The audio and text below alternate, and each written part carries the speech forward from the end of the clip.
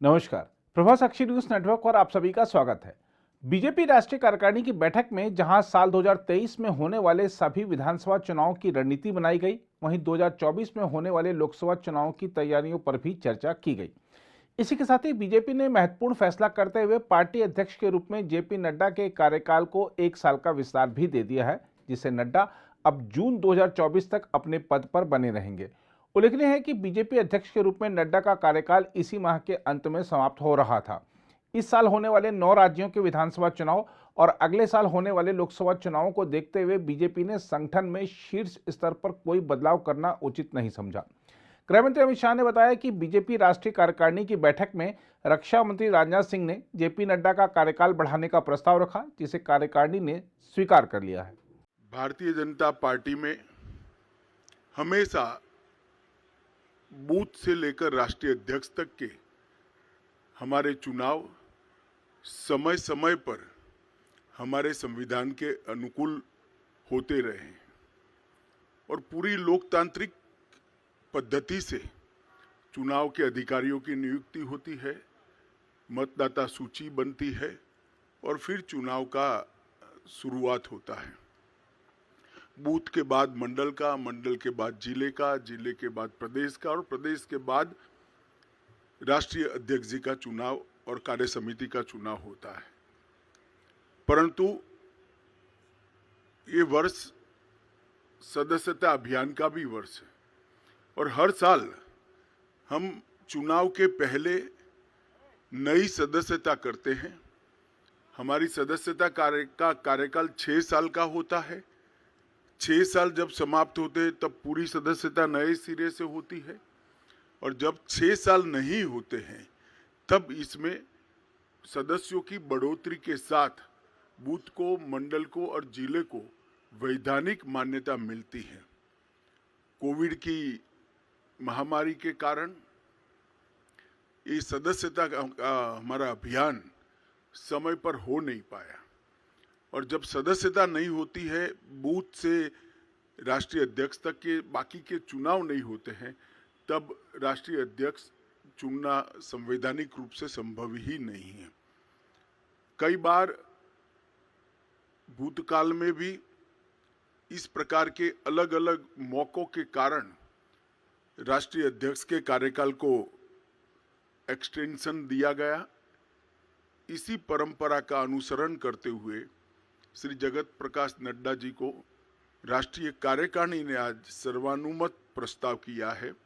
श्री राजनाथ सिंह जी ने इस प्रस्ताव को रखा और सभी भारतीय जनता पार्टी के सदस्यों ने इसको सहर्ष हर्ष ध्वनि के साथ सर्वानुमत से स्वीकार किया है कि जगत प्रकाश नड्डा जी को जून 2024 तक भारतीय जनता पार्टी के अध्यक्ष के रूप में इनके कार्यकाल को बढ़ोतरी की जाए। वहीं 2 दिवसीय बीजेपी राष्ट्रीय कार्यकारिणी बैठक की बात करें तो पहले दिन जहां नड्डा ने पार्टी को चुनाव की तैयारी में जुटने का संदेश देते हुए कहा कि कोई भी चुनाव हारना नहीं है, वहीं कार्यकारिणी की बैठक के दूसरे दिन समापन सत्र को संबोधित करते हुए प्रधानमंत्री नरेंद्र मोदी ने बीजेपी नेताओं को जीत का मंत्र दिया और कहा कि सरकार के कार्यों को लेकर जनता के बीच जाने की जरूरत है। उन्होंने विश्वास जताया कि इस साल होने वाले सभी चुनाव में जनता का आशीर्वाद बीजेपी को मिलेगा। वहीं कार्यकारिणी बैठक में पारित प्रस्तावों की बात करें तो इसमें महत्वपूर्ण रूप से राजनीतिक और आर्थिक प्रस्ताव रहे। बीजेपी की राष्ट्रीय कार्यकारिणी ने केंद्र सरकार की आर्थिक नीतियों के लिए प्रधानमंत्री नरेंद्र मोदी की सराहना की और कहा कि कठिन वैश्विक परिस्थितियों के बावजूद देश सशक्त और आत्मनिर्भर हो रहा है। नई दिल्ली नगर पालिका परिषद के कन्वेंशन सेंटर में 2 दिवसीय राष्ट्रीय कार्यकारिणी के दूसरे और अंतिम दिन सामाजिक और आर्थिक संकल्प पत्र पारित किए गए। इस सामाजिक और आर्थिक संकल्प पत्र को महाराष्ट्र के उप मुख्यमंत्री देवेंद्र फडणवीस ने पेश किया और केंद्रीय मंत्री वी मुरलीधरन और हरियाणा की सांसद सुनीता दुग्गल ने इसका अनुमोदन किया। केंद्रीय मंत्री धर्मेंद्र प्रधान ने इस संकल्प पत्र के प्रमुख बिंदुओं को मीडिया से साझा करते हुए कहा, पिछले 8 वर्षों से प्रधानमंत्री नरेंद्र मोदी के नेतृत्व में एक समावेशी, सर्वस्पर्शी और आत्मनिर्भर समाज बनाने की दिशा में काम हो रहा है। विश्व की कठिन परिस्थितियों में भी प्रधानमंत्री मोदी की विचार स्पष्टता और कुशल नीतियों के सफल क्रियान्वयन के कारण समाज का सशक्तिकरण हो रहा है।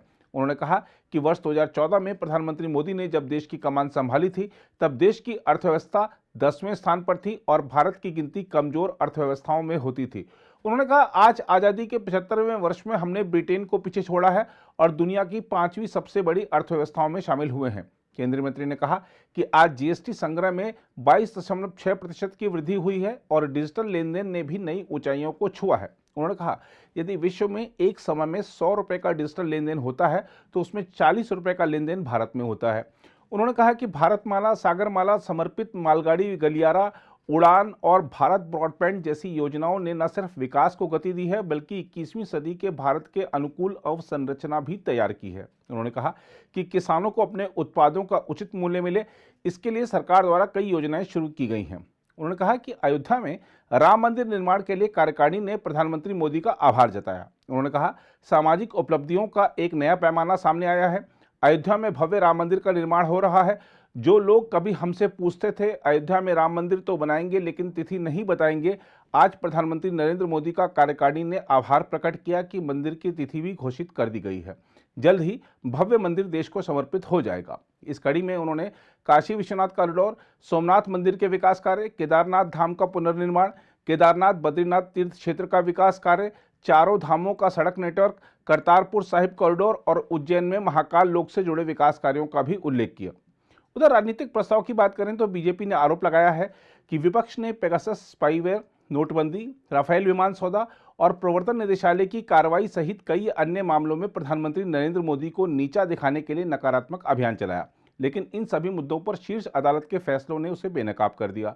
बीजेपी की राष्ट्रीय कार्यकारिणी की बैठक के पहले दिन पेश राजनीतिक प्रस्ताव में 9 ऐसे मुद्दों का उल्लेख किया गया और इन मामलों में उच्चतम न्यायालय के फैसलों का हवाला देते हुए यह बात कही गई।